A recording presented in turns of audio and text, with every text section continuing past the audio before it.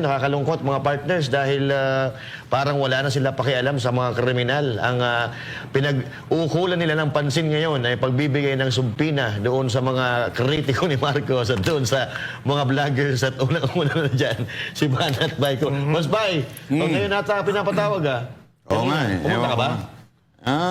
Pag-isipan natin yan. Ha? Tignan natin kung anong magandang pwedeng gawin dyan. Basta tayo ay doon lang tayo sa tama. Bahala na. Bahala na talaga. Oo. Ang problema nga doon, boss, pinatatawag kayo, di niya alam kung anong rason eh. Wala nakalagay doon eh. Oo. Yun nga yung isa sa mga nasa sulat po ni Roberto Tiglao. Siya rin daw kasi pinatawag at nagpunta nga siya, tinatanong kung ano yung kaso. Abay, wala humasagot. Alam nyo kasi dapat, kung ikaw ipapatawag, dapat may investigasyon na nangyayari. Na may kaso, may nagreklamo. Yes. Ibig sabihin na may nagreklamo, sabi, halimbawa, si RJ, nireklamo ako. So, ako naman, tatawagin ngayon, sasabihin, ano masasabi mo sa reklamo ni RJ? Ganon. So, sasabihin ko yung aking panig. Dapat ganon. Hindi yung papatawag mo lang ako dahil gusto mong makahanap ng ikakademanda ko o ikakapahama ko. Ganun eh. Minsan, yung tinatawag na parang fishing expedition ang nangyayari. Ayun.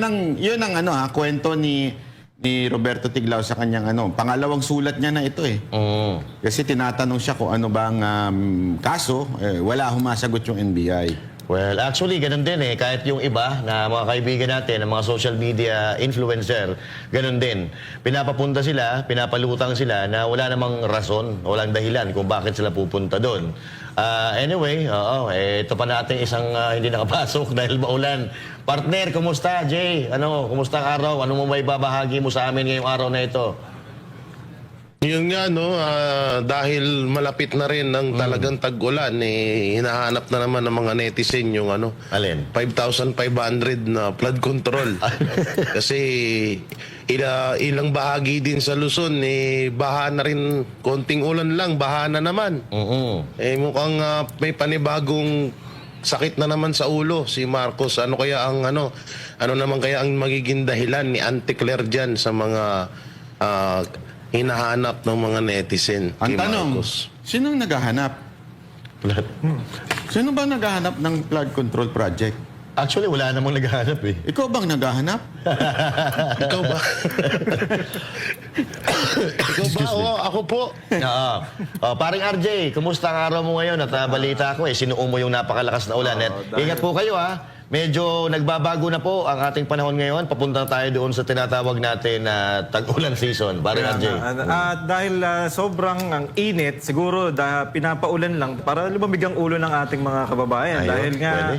sa sobrang init, nag-aaway-away na Hindi na nila alam kung anong gagawin nila. Basta konting sagian, away na. Pero yung ulan na to, sana wag umulan sa May 12 dahil baka gamiting pandaya din to kasi baka nabasa balota. Ayun. Huwag naman sana. Huwag naman sana. At sana kunwari brand out na. Wag naman sana, sana maging matiwasay at matagumpay ang ating eleksyon. At speaking of election, full force na po ang mga taga-suporta ni Pangulong Duterte at of course ang kanyang pamilya, maging ang kanyang common law wife na si Ma'am Hanilet Avancenia. At kung mapapansin natin ay makailang beses na ring lumutang sa mga PDP laban Duterte rally itong mag-ina. At si BP Sara Duterte naman nag-iikot dyan sa Mindanao. At of course, si Mayor Baste ay talaga namang puspusan din ang pangangampanya sa kanyang mga kaalyado. At siyempre, maging tayo ng mga supporter, tuloy-tuloy pa rin naman ang pangangampanya natin at panghihikayat na iboto ang Duterte. Dahil ito na lang ang meron tayo sa bansang ito, Duterte. Walang bahid ng korupsyon. At sa akin, sa tingin ko, itong paglutang at pagsasalita ng mga Duterte na full force, mga kababayan, ay malaking tulong ito dyan sa mga kandidato natin na Duterte kasi mas lalong lumalakas ang kanilang loob dahil may nakikita sila na talagang umaagapay sa kanila at sumusuporta. Wala man si Pangulong Duterte ay nandito naman kumpleto ang kanyang pamilya na sumusuporta sa tinatawag nating Duterte. Boss Bay. Yun, kaya nga ito, sa mga nagsasalita din po dyan, ay ho itong si VP Sara Duterte at meron ho siyang matinding banat itong mga nakaraang araw. Mismong si Pangulong Ferdinand Marcos Jr. ang dapat managot sa ginawang pagdukot kay dating Pangulong Rodrigo Duterte. Ayon niya kay Vice President Sara Duterte. Sabi pa ng vice, pinayagan ni Marcos Jr. na manghimasok ang isang banyagang entidad sa soberanya ng bansa. Si Jason Rubrico magsasalita. Pinaiimbestigahan ni Senator Amy Marcos sa ombudsman ang ilang opisyal ng gabinete ni Marcos Jr. Gayon din ang pambansang pulisya sa isyu ng pag-aresto ng Interpol kay dating Pangulong Rodrigo Duterte base sa warrant ng International Criminal Court o ICC. Kabilang sa inirereklamo sina Interior Secretary John Vic Remulla, Justice Secretary Jesus Crispin Remulla, PNP Chief Romel Marbilla, CIDG Chief Nicolas Torre at Special Envoy Marcus Lacanilao. Pero para kay Vice President Sara Duterte, mismong si Pangulong Ferdinand Marcos Jr. ang dapat na managot sa kontrobersyal na issue ng pagkidnap kay dating Pangulong Duterte. Dapat talaga managot ang Pangulo ng Pilipinas because he allowed foreign entity, a foreign organization to interfere with our national sovereignty. Ayon kay VP Sara, imposible raw na mangyari ang isang operasyon gaya ng rendition o pagdakip sa isang Pilipino at paglipat sa kanya sa ibang bansa kung walang direktang pahintulot mula kay Marcos Jr. Hindi naman mangyayari lahat yun kung walang approval ng Pangulo. Yung tinatawag natin na rendition o yung pagkidnap o pagkuha ng isang citizen sa loob ng bayan at dalhin siya sa isang foreign jurisdiction para ipakulong doon. Hindi mangyayari yan kung walang approval ng President. Malabo na gumalaw ang mga departments ng kanya-kanya lang unless incapacitated na talaga yung President natin na hindi na talaga din niya alam kung ano nangyayari sa bayan. Sinabi rin ng pangalawang Pangulo na nagkakaroon na ng pattern ng kawalan ng aksyon at kaalaman mula kay Marcos Jr. tulad ng nangyaring iligal na pagkubkob sa religious compounds ng the Kingdom of Jesus Christ. Which also shows a pattern as well from previous statements of the President. Tulad na lang yung raid o occupation ng PNP sa KOJC na hindi niya alam kung ano nangyayari sa loob. At mga iba pa niyang mga statements na it doesn't make sense anymore. Sa huli, isang matapang na mensahe ang ipinabot ni Duterte sa kasalukuyang administrasyon na aniyay hindi nila matatakpan ang kanilang mapagkukulang sa pamamagitan ng pag-atake sa mga hindi nila kaalyado. Hindi nila mababawi yung kakulangan o kawalan nila ng proyekto, ng programa at ng mga plano para sa kaunlaran ng ating bayan. Hindi nila mababawi yun by attacking their political enemies. Kasi nararamdaman ng mga tao yung gutom, yung kahirapan at lahat na ng problema ng bayan.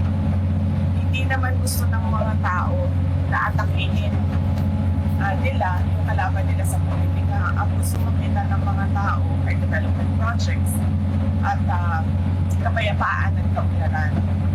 So kahit anong atake nila sa amin, hindi pa rin pabango yung administrasyon. At hindi pa rin makikita yung sinasabi nilang bagong Pilipinas kasi hindi siya nararamdaman at makikita ng tao tayo. Para sa Diyos at sa Pilipinas kong mahal, ako si Jason Rubrico, SM9 News. Yun na. Ang sakit nun no? Yung dati mong kakampi, tumiwalag sa inyong grupo at sasabihin sa'yo, hindi maramdaman yung bagong Pilipinas na pinapangalandakan, no? Ito, ang problema lang kasi natin dito, kinasuhan yung apat, pero yung pinuno, parang wala. Naintindihan natin kasi may immunity ata si Mr. President. At hantayin na lang natin kung ito'y mapapatunayan, kung ito'y paglabag sa batas, sabi nga ni BP Sara Duterte, impeachable ito pag napatunayan na sila ay nagkamali. Boss Bay. No, actually, yan yung dahilan ng iba na ba kasi may mga pumuna kay Senator Amy bakit di daw sinama yung kanyang kapatid. Eh, ang dahilan naman ng mga Amy vloggers, sinasabi nila na hindi na po pwede si Pangulong Marcos na kasuhan. Okay, dahil sa immunity. Pero pwede siyang ipa-impeach. Correct. Di ba? I mean, now, siyempre, walang session, wala muna. So, dapat sana sa susunod, pwede na ipa-impeach si President Marcos. Bakit, Kanyo? Kasi nga, una, dalawang bagay yan eh. Una, hinayaan niya. Hinayaan niya na mangyari ito na isang labag sa ating konstitusyon. Pangalawa, ay kung hindi man niya alam ito, abay, mas matindi ho yun. Ibig sabihin, inutil ka na. Diba? So, hindi pwedeng ganun. So, kailangan talagang managot. Hindi, wag ho natin palusutin ito. Yun po ang nakakatakot nga dito. Although maraming salamat, kahit pa paano, inano ni Senator Amy sa ombudsman. Pero, kulang pa rin. Ang kailangan dyan yung kanyang kapatid ang managot. Yun lang sa akin. Tama, Boss Bay. No? Kasi hanggat walang nananagot dito, talagang mananatiling pala isipan itong ginagawa ni Senator Amy Marcos. Baka mamaya kasi, after ng election, biglang mapundi ito. Mawala ng bigla. So wag naman sana. Sana, pinapanawagan natin kay Senator Amy Marcos na kahit matapos na ang eleksyon, sa bagay, kung mananalo siya. Kasi kung matalo siya, syempre wala na siyang magagawa dito. Now, Partner Jay, anong masasabi mo dito sa balita natin ito? Tama naman dun si Vice President Sara Duterte. Wala naman talagang ibang dapat sisihin diyan kundi si Marcos, at si Marcos lang din talaga ang talagang makakapagpahinto ng lahat ng mga nangyayari. Unang-una, yung ginawa nila kay Pastor doon kay OJC. Hindi mangyayari lahat yun kung pinigilan ni Marcos yun. So, kaya nagkasunod-sunod yan, katulad yan, yung nangyari kay Pastor, tapos ginawang impeachment kay BP Sara, ginawa kay Pangulong Duterte. Kung may kasunod pa, may mga bali-balita nga na isusunod si Vice President Sara Duterte, lahat yan dapat si Marcos talaga ang pumigil niyan, at si Marcos din talaga dapat ang managot. Katulad lang yan sa kay OJC, yung 3 namatay doon. Hindi ho kasalanan ng mga kapulisan dahil yung ibang mga kapulisan niya sumunod lang. Dapat talaga ang managot diyan si Marcos Jr. Dahil siya yung leader, siya yung presidente. So walang ibang walang ibang dapat sisihin niya kundi siya lang, at siya lang ang dapat na talagang sisihin diyan sa lahat ng nangyari na yan. Yun nga yung yan pa yung masama diyan na puro siya deny, puro sila tanggi na walang kinalaman si Marcos Jr. sa mga nangyaring yan. Pero kung iisipin yung maigi, parang inamin na talaga nila na weak leader talaga si Marcos, kasi biruin mo, siya yung presidente tapos wala siyang alam sa mga nangyayaring yan. Kitang-kita naman natin lahat ng mga banateros nagsimula sa panggigipit nila sa kay OJC, kay Pastor. So yung mga kaganapan na ganyan, isang utos lang ni Marcos na tigilan yan, kayang-kaya niyang gawin dahil nasa kanya yung kapangyarihan. Pero kung talagang gusto niya talaga yan, at obvious naman na gusto niya kasi ilang beses nang naulit, nangyari kay Pastor, kay Pangulong Duterte, halos iisa lang. So talagang may dito nakagustuhan nito ng presidente itong gulong nangyayari sa bansang Pilipinas. Kaya pabor ako doon sa sinabi ni Vice President Sara Duterte. Okay. Sa akin naman, hindi pipigilan yan ni Pangulong Bongbong Marcos dahil hanggat nagdudusa ang mga Duterte, kung ikakadusa yan ng mga Duterte, kapakinabangan naman nila yan. Dahil nagtataka nga tayo dahil nung panahon ni Pangulong Duterte, mauumay tayo sa mga proyekto, mga achievements na nagagawa ng Duterte administration. Samantala ngayon, ang tagapagsalita ng presidente, walang ibang bukang bibig kundi yung mga kritiko, Sara Duterte, President Duterte, at yung mga kritiko ng kanilang administrasyon. Parang RJ, ano may Alam mo, yung administrasyon na talaga na to sobrang sinungaling. Kasi sabi ni Marcos, laging ambok ang bibig niya, ay wala na tayong magagawa dyan. Patungkol dun sa impeachment ni BP Sara, di ba? Sabi niya, nasa Senado na yan, wala na akong magagawa dyan. Tapos yung yung kay Pangulong Duterte, pag-kidnap kay Pangulong Duterte, wala na tayong magagawa dyan kasi hawak na ng Interpol yan. Yes. Puro siya walang magagawa. Ikaw na mismo ang nagpapakita na ano ka talaga, na weak ka talaga.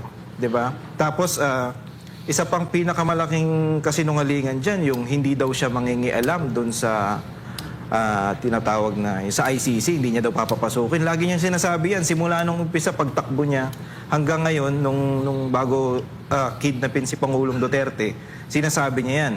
Pero alam nating lahat na nadulas si John Vic doon sa interview na ito nga daw ay group effort. At sinabi niya nga dito na kasama si President.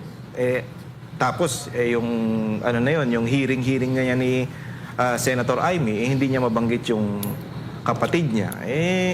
Lumabas na nga sa bibig nung secretary nila, hindi pa mabanggit. So, ang isa pang problema dito, hindi lang ang mga nateros o tong mga kritiko na mga vlogger, DDS vlogger, ang nakakakita ng mga kasablayan ni Marcos. Kasi mismong taong bayan ang nasigaw eh. Mismong taong bayan na ang nahihirapan at sila mismo ang nakakaramdam na wala talaga kayong ginagawa. Wala talagang ginagawa tong gobyerno na to. Puro lang kayo papogi. Correct, Adyan. At siyempre, dito mo makikita sa gobyerno ni Marcos Jr. na weak talaga. Biruin mo, noong baha, magtatanong ka, presidente ka, magtatanong ka kung ano ang gagawin natin.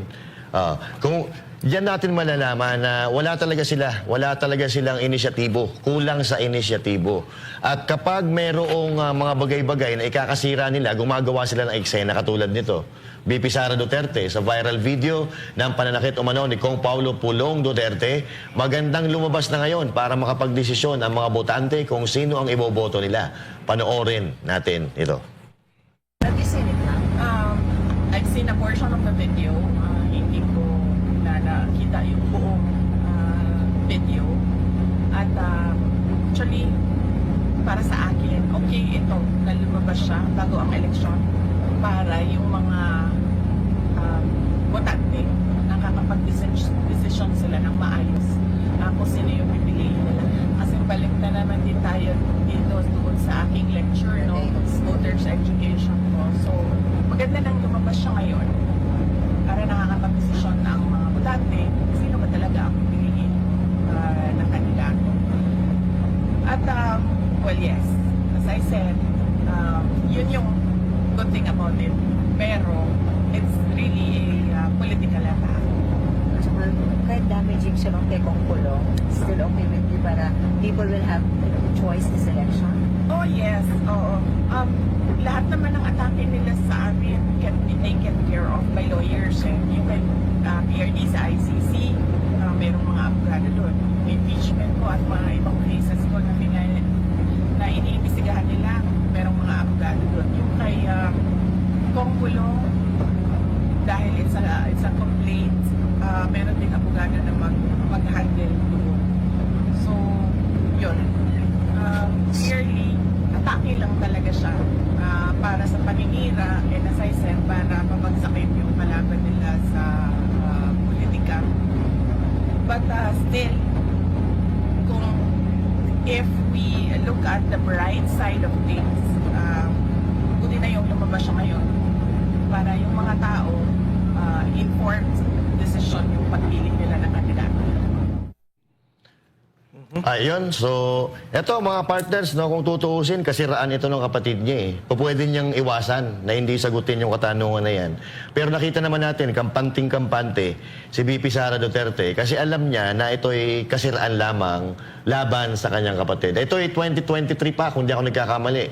Itong kaso na ito ay 2023 pa at parang nagkaayos na ata sila noong involved dito. Pero nagtataka tayo kung bakit bigla-bigla naman pagdating ng eleksyon, biglang lumalabas ang ganitong mga issue na mahalata mo na ito'y talagang pamumulitika. Banat Bay? Oo nga eh. Alam mo, pag-usapan natin yan sa video ko yung kay Pulong. Kasi ang nakakapagtaka dito, inamin nung nung nagreklamo, nabugaw siya. Sa madaling salita po, yan ho ay isang krimen sa Pilipinas. Yes. Hindi ko maintindihan, bakit mas pinapanigan natin yun? Ang prostitusyon ay krimen sa Pilipinas. Correct. Nagkakabalibaw ba sila? Para bagang may nagsumbong. Halimbawa lamang po ito, analogy lang. Halimbawa, ang pagtutulak ng droga isang krimen. May nagsumbong na drug pusher. Munti ka na akong sapakin ni Pulong Duterte. Abay, anak ng wewe, bakit kakampihan natin yon? Di ba ho? Bakit hindi ho ba natin maintindihan na ito'y isang hakbang lamang para talagang siraan ng mga Duterte?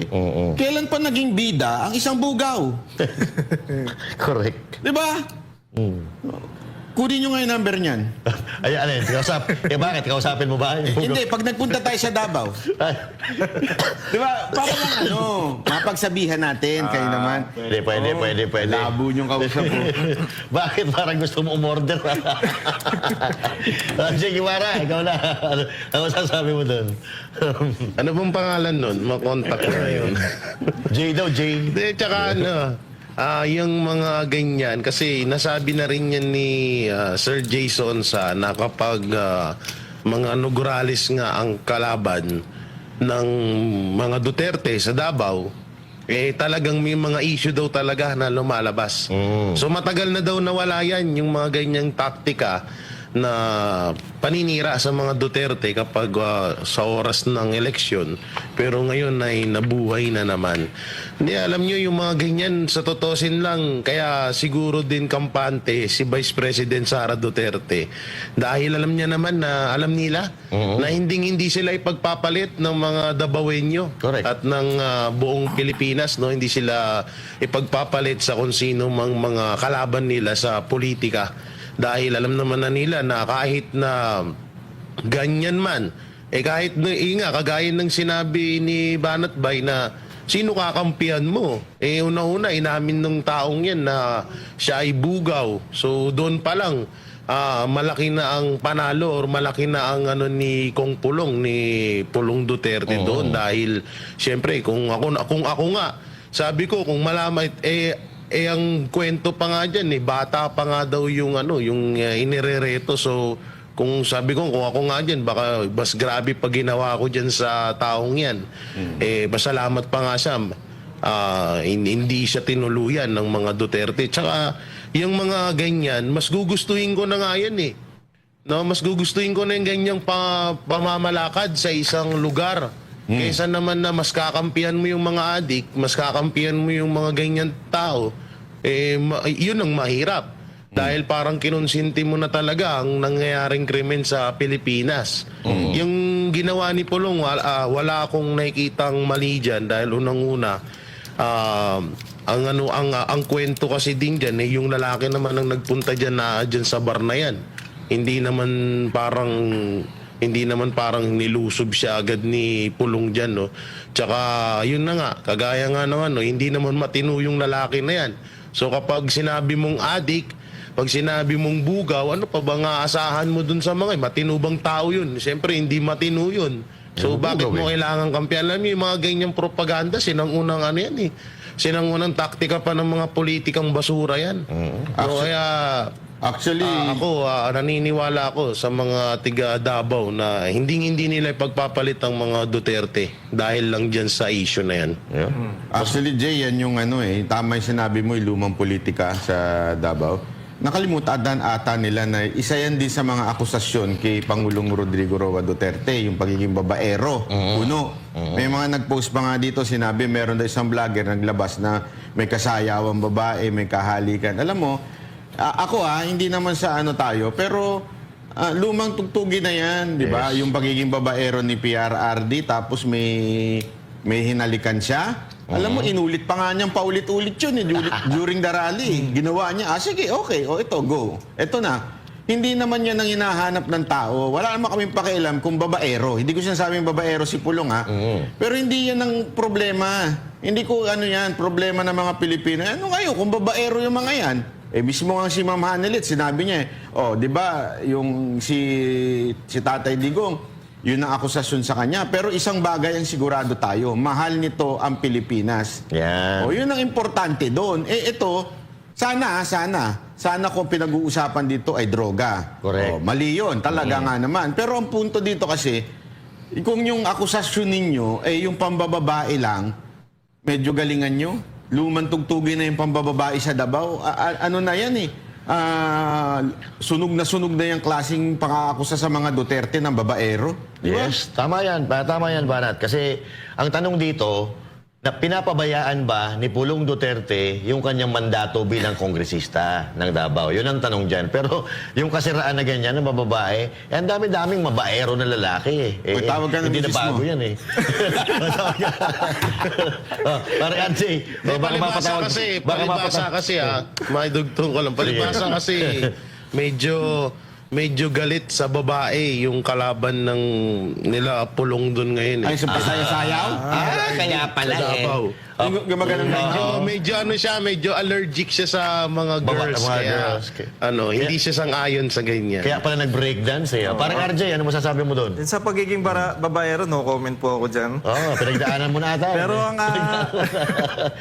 wala namang problema, pinagdaanan. hindi, wala na yan. Kasi, ewan ko, basta no comment ako dyan. Alam mo, ang agenda talaga ng Marcos ngayon, talagang yung sirain yung mga Duterte.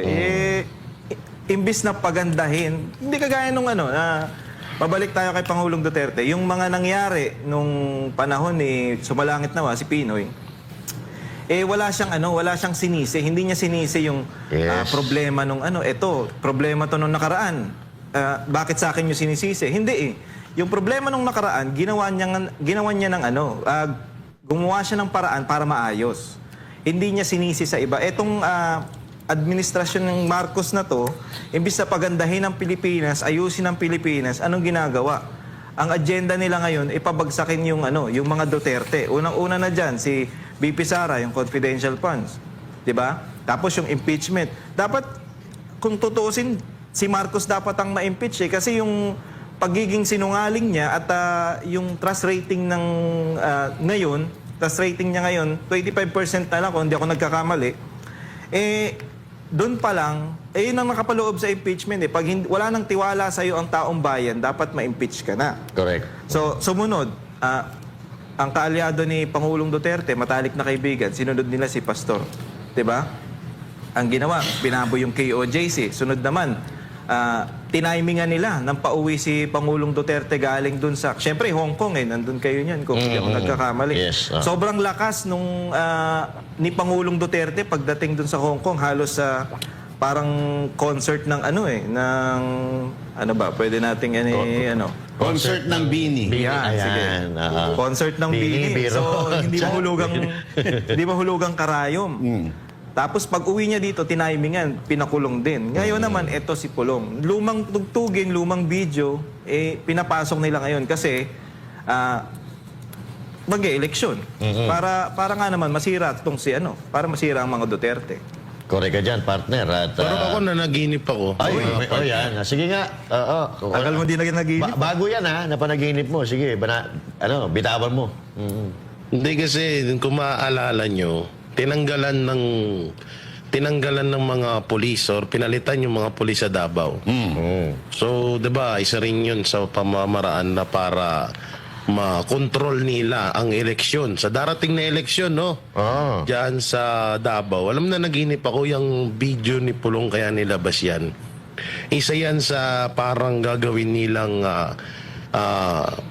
palabas, parang pagmukain na kaya hindi binoto ng tiga Davao si Pangulong Duterte dahil dyan, or yung mga Duterte dahil dyan sa video na yan or dahil dyan sa kasiraan na yan. Kasi alam naman natin ngayon na malakas ang dayaan sa mga lugar-lugar.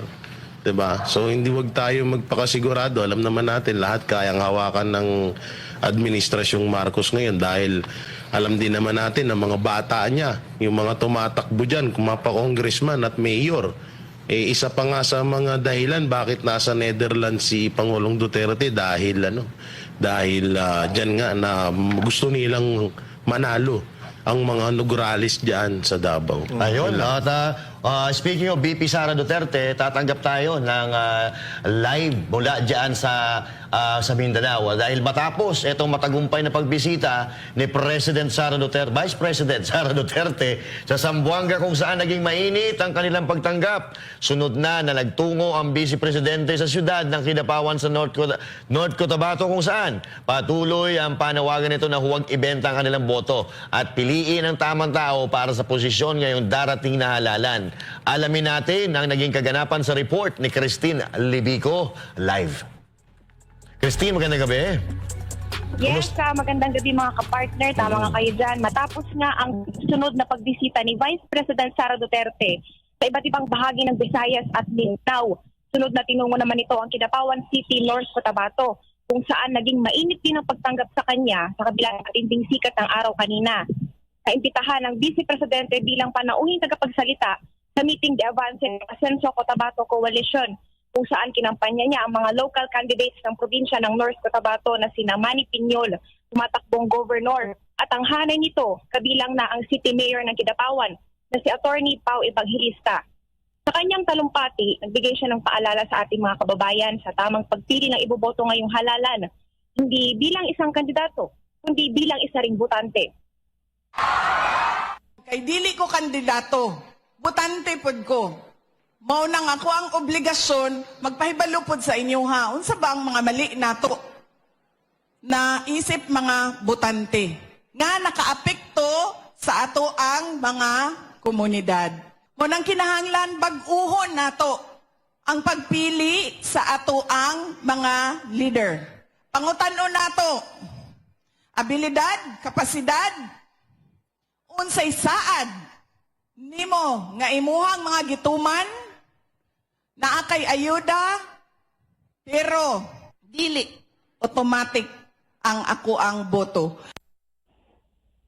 Dagdag pa niya kung bibilhin ang boto ng tao na wala ang respeto sa pagitan ng kandidato at botante dahil binili na nito ang kanyang dignidad.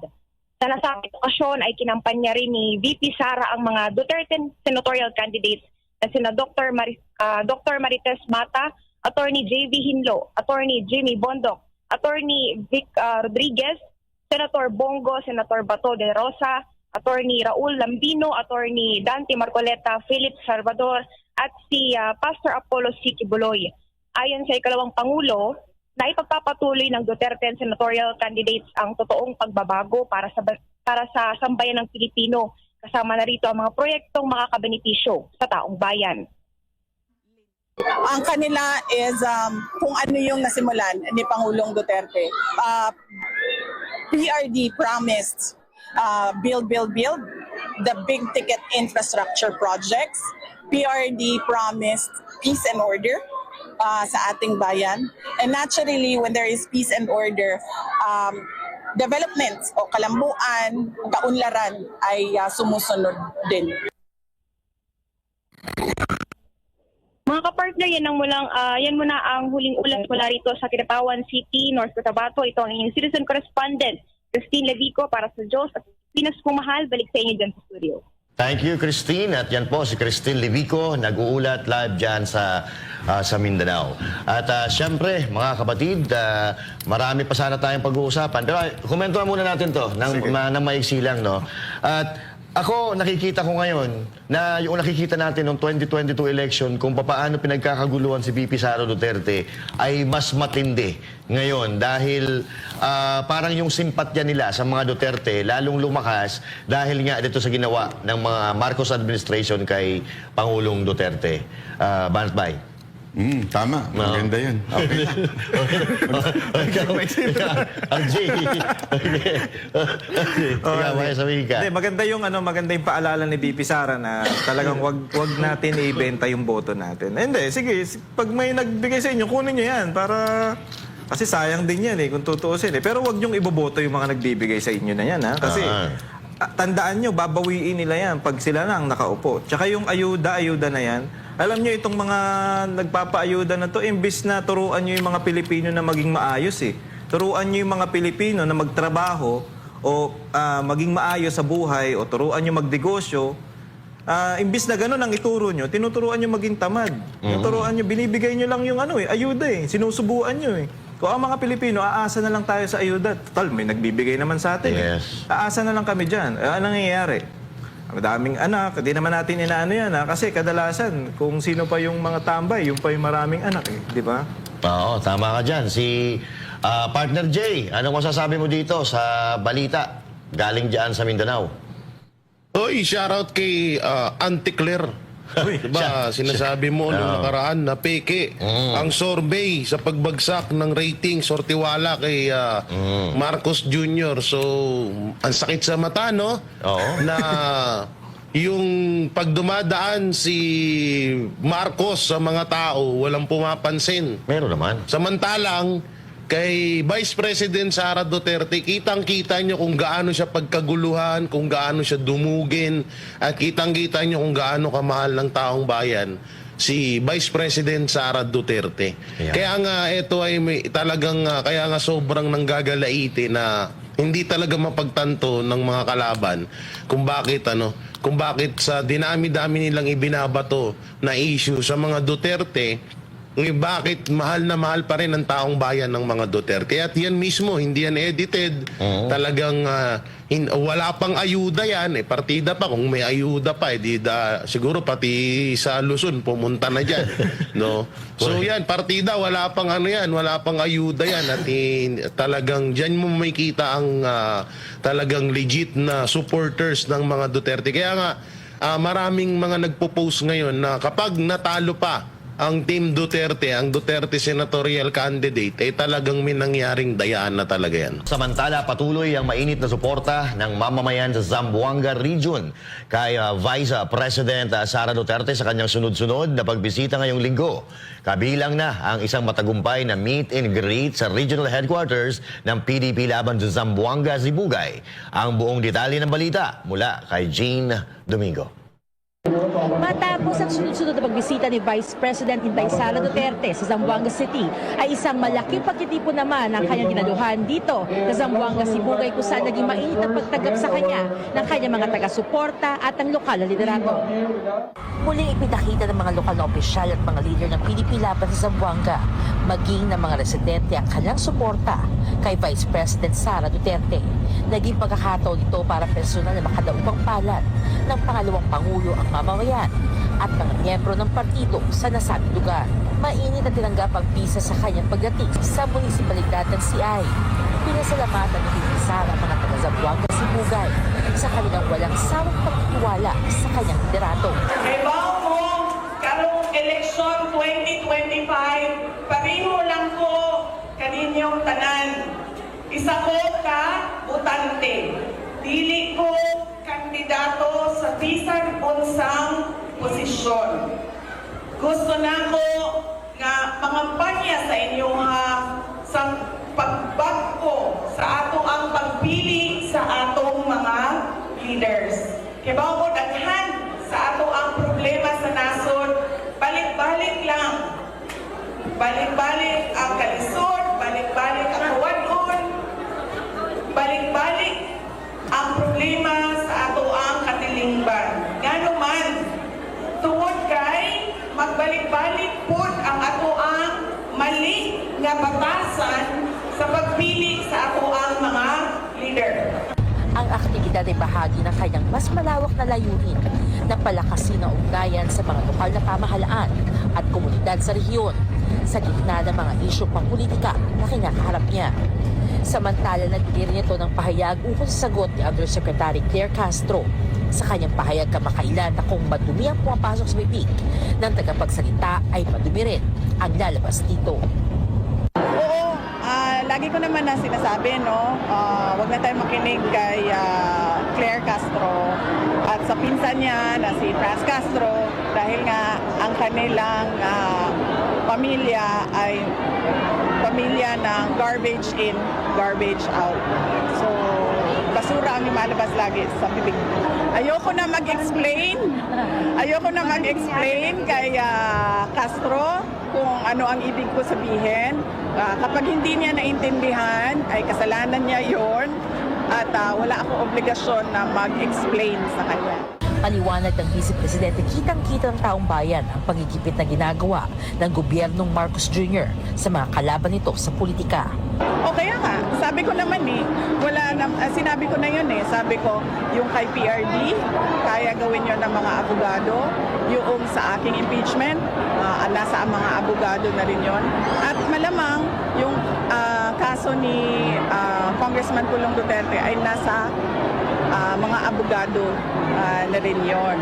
Pero yung timing ng ginagawa nila at yung pattern na ginagawa nila sa pamilya namin galing sa administration ay hindi siya lost sa mga kababayan natin na nanonood. Nakikita nila kung ano yung panggigipit at pang-aapi na ginagawa nila sa kanilang mga kalaban sa politika para tabunan o koberan yung mga kakulangan ng gobyerno at ng administrasyon sa totoong serbisyo na kailangan ng bayan at kawalan ng mga development projects, big ticket projects at mga programa para sa ating bayan. Sa kabila ng mga hamon at isyong kinakaharap, nanatiling matatag si Vice President Sara Duterte sa kanyang layunin ang patuloy na makasalamuha ang mamamayan at mapakinggan ang kanilang mga boses. Ang matagumpay na pagtitipon ng Zamboanga Sibugan ay patunay ng lalim ng suporta sa kanyang liderato at advokasya. Ang mainit na pagtanggap kay Vice President Sara Duterte ay patunay lamang na patuloy na suporta at pagtitiwala sa kanyang liderato. Ako si Jean Domingo mula sa Zamboanga Sibugay para sa Diyos. Sa Pilipinas ko ba? Okay. Tayo na nga. Banat bay. Panata mo na yun. Okay na nga. Maganda talaga yung mga nangyayari sa lipunan natin ngayon. Lalo na itong nakakagulat sa rally na ni VP Sara Duterte. Parang parang presidential election na. Yes. Nakaka-excite siguro, lalo na sa presidential election. Nako. Mantakin mo si Romualdez magrarally. Ulit-ulit ng ganun. Di ba? Parang pambira. Tapos, eto ang magugulat ka, hindi yan ang pinaka-main rally pa. Kung saan-saan ang nagaganap ang rally, di ba? Kung saan-saang lugar, ngayon nga, meron nga dyan sa sa INC, di ba? Merong rallying nagaganap. Philippine Arena, punong-puno. Grabe. As in, sobrang dami talagang, suportado ng buong hanay ng PDP ang kandidatura ni Senatorial Candidate Pastor Apollo Kibuloy. Sa kabila nilang sitwasyon ng buting pastor ay hindi ito naging hadlang para maparating pa rin ang kanyang mga programa, advokasya para sa isang maayos na Pilipinas. Si Paul Montebon ang magbabalita.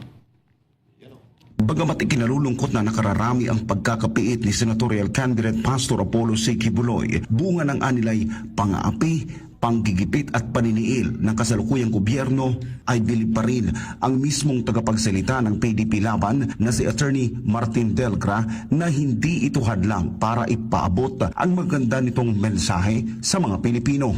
Anya, bukod tangi si Pastor Apollo C. Kibuloy dahil sa kabila ng kanyang sitwasyon, sa ngayon ay malaya pa rin niyang naipapabatid ang nilalaman ng kanyang puso, isipan, ang kanyang mga adhikain sa sambayan ng Pilipino. May mga kandidato tayo hindi makapagkampanya and then magsa-shoutout ako rito. May isang tao, matalik na kaibigan at mataas at mapuso ang hangarin. Ang tinutukoy ko po si Pastor Apollo Kibuloy. Hindi po siya makakampanya kasi nasa loob ng kulungan. Pero yung isipan, yung puso, hindi po makulong yan. At lumalabas doon sa mga mensahe niya sa lahat ng mga rally sa buong bansa, Luzon, Visayas at Mindanao. Dahil dito, personal niyang ikinakampanya at ipinapakiusap sa mga Pilipino na iboto at suportahan si Pastor Apollo sa darating na Mayo 12. Ito anya ay para higit na maisakatuparan ang mga magagandang plano at programa na sinimula ni dating Pangulong Rodrigo Duterte. Dahil hindi siya makakalabas at piling-pili yung mga mensahe niya, kasi dinadaan pa sa approval ng korte, magsa-shout out ako especially for him. Para tuloy-tuloy po na yung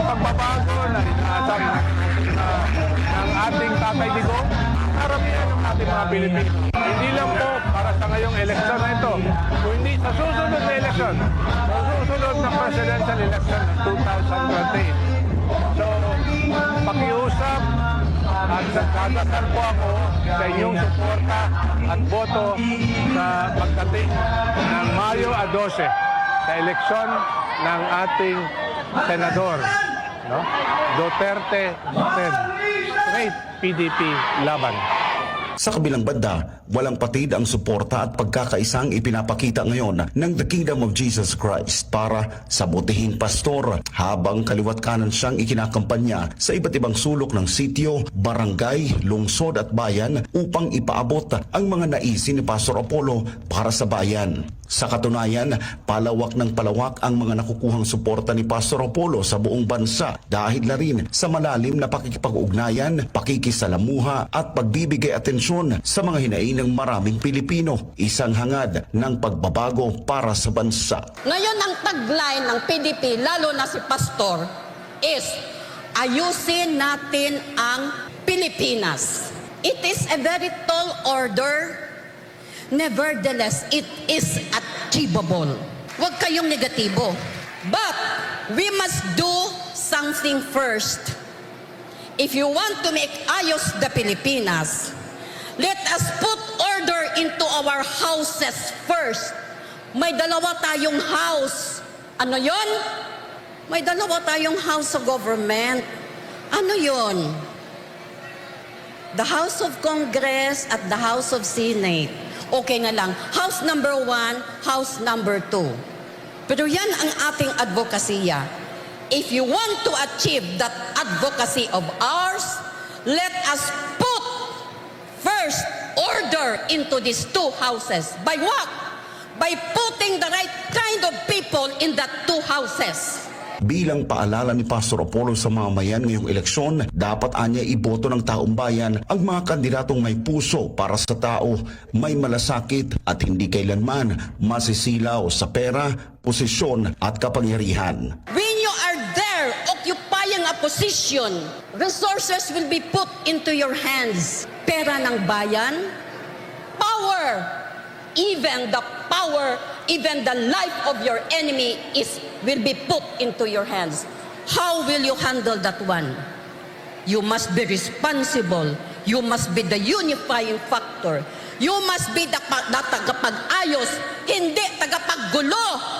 Kuha ninyo mga kababayan. Oh, I hope itong aming hinaing, no?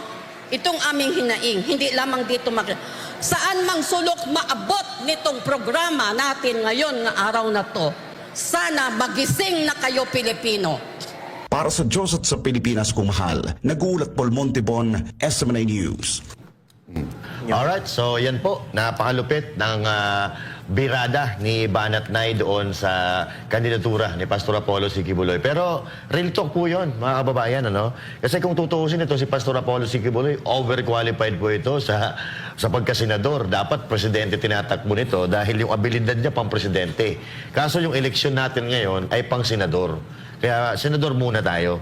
Pero ito sa mga kababayan natin, ang mga nagdadalawang isip, naku po, huwag na po kayong magdalawang isip. Dahil kami ay dati rin kritiko ni Pastor Apollo Sikibuloy at ngayon ay taos puso at buong buhay na sumusuporta sa kanya dahil alam namin na itong kandidato na to, number 53 Pastor Apollo Sikibuloy, hindi tayo ipapahiya nito sa Senado. Dahil ngayon pa nga lang na wala pa siya na hawak na pwesto sa gobyerno, sangkaterba na ang kanyang tulungan, sangkaterba ng magagandang bagay ang nagawa niya sa Pilipinas, papaano pa kaya? Kung pagkakatiwalaan siya natin ng pondo ng gobyerno, tiyak yan, mapupunta yan diretso sa proyekto, hindi sa bulsa. Partner Jay. Yun, no? Nung una pa lang dapat talaga nagpapasalamat tayo kay Pastor at sa SMNI dahil nung mga kasagsagan pa lang. At alam naman din natin na una, si Pastor sa mga gustong kontrolin ng Administrasyong Marcos, gustong patahimikin, gustong busalan ang bibig para sa tunay na balita. At yun nga, dahil nga doon, hindi naman nila nabili si Pastor. Hindi nila kayang daanin sa pera si Pastor para sundin yung mga kagustuhan nila. At yun na nga, no, yun din yung talagang masasabi natin na itong taong to ay talagang karapat dapat na maging senador. Dahil itong tao na to ay hindi mo siya kayang bilhin.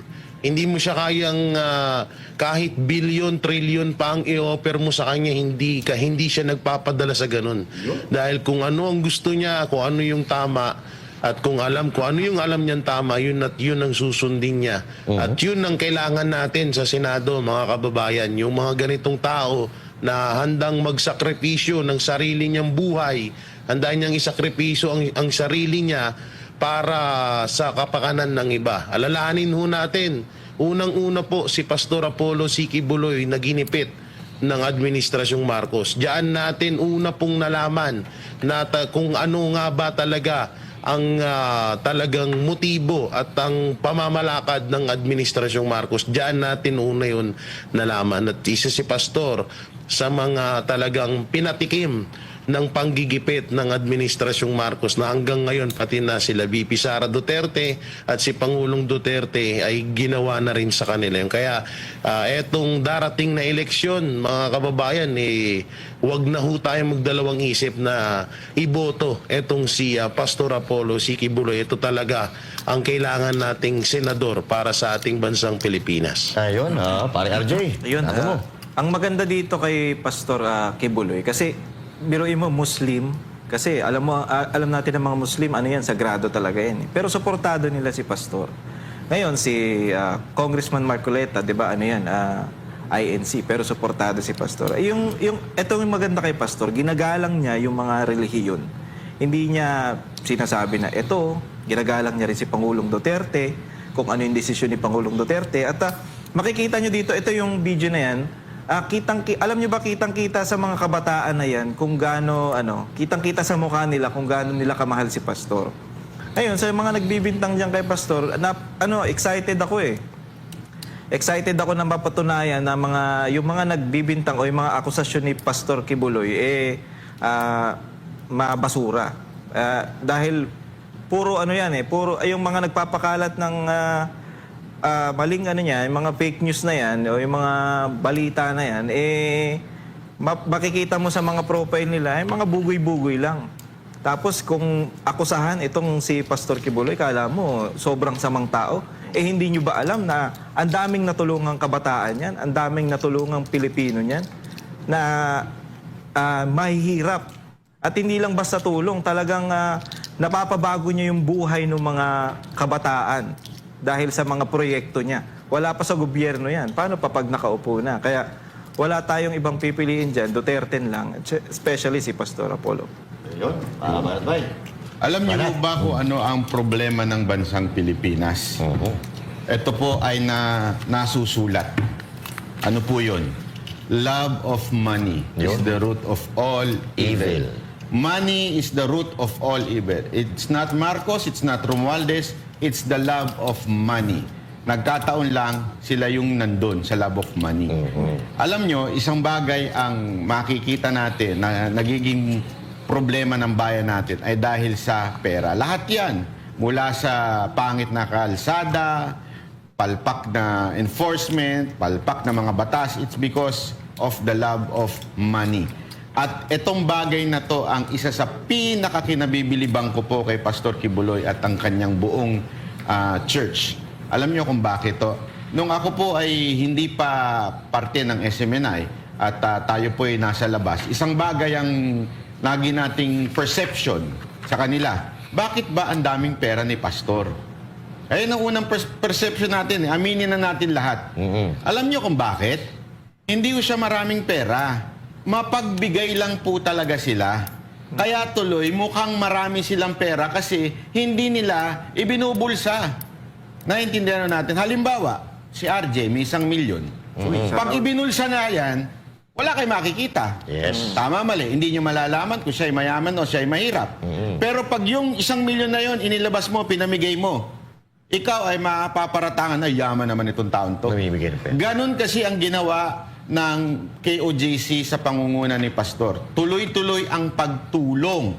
Ang kinagandahan niyan, ang kanilang resources ay infinite din. Bakit po? Nanggaling po sa Diyos. Kasi sumusunod lamang naman po sila sa utos. It's better to give than to receive. At yung kanilang prinsipyo na pinagsama-samang financial ay even biblical. Nung panahon nila Peter, ganyan po ang ginawa ng mga disipulo, pinagsama-sama ang pera at ginamit sa ministro. At ganyan ang ginawa ng KOJC. Kaya nga, kung ang pinaka-problema ng Pilipinas ay love of money, sa tingin ko, isa sa pinaka-solusyon din dyan ay maglagay ng isang taong walang atraksyon sa pera. At yan po ay si Pastor Kibuloy. Wala ho siyang atraksyon sa pera, kaya naman umunlad ang KOJC. Kaya tingnan ninyo, ang daming ginagawa. Kasi hindi ho nila binubulsa eh. Kasi alam nyo, ito read church history. 4 decades na po ang KOJC. Pagpapasahin nyo po ang mga iglesia, ito wala akong pinatutukoy ang denomination. Pagbabasahin mo mga church history, alam nyo ba na madalas mangyari ang split sa mga churches? You know what's the main reason?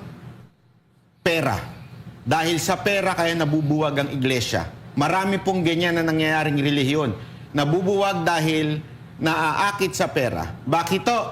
Kasi mismo ang Biblia ay sinasabing may 2,000 na topic about riches and money.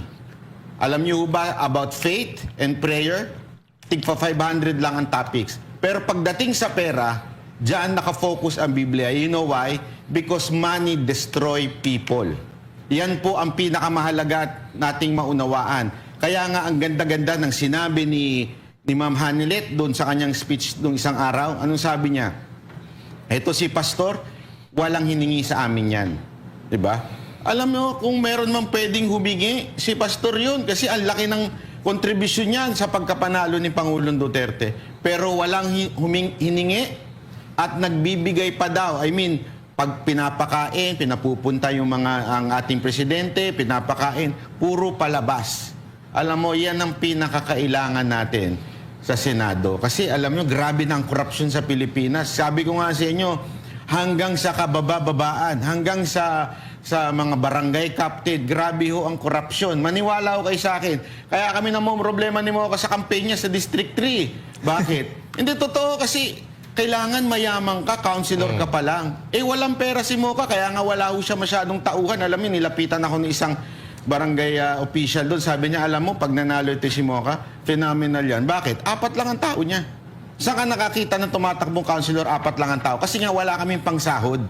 Ganon katindi yung nangyayari doon. Eh kasi nga, kailangan mo ng maraming pera, tatakbo ka sa eleksyon. Eh, ganon po kalala na ang Pilipinas. Pero si Pastor, kitang-kita natin, napatunayan niya yan sa pamamagitan ng zero corruption. So kung meron man karapatan na magpatupad ng death penalty sa mga korap, walang iba kung hindi si Pastor yan. Dahil hindi siya makukulayan ng kahit na ano. Yun lamang po, kita-kita po tayo muli. Mga banateros, dito lang sa SMNI. Pag tama, palakpakan. Pag mali, banatan. Ako po si Banat Bay. Ako po si Pastor Judea. Ako naman po si paring RJ. At ako naman si Jay Guevara. Para sa Diyos, Diyos sa Pilipinas nating mahal. Pilipinas nating mahal.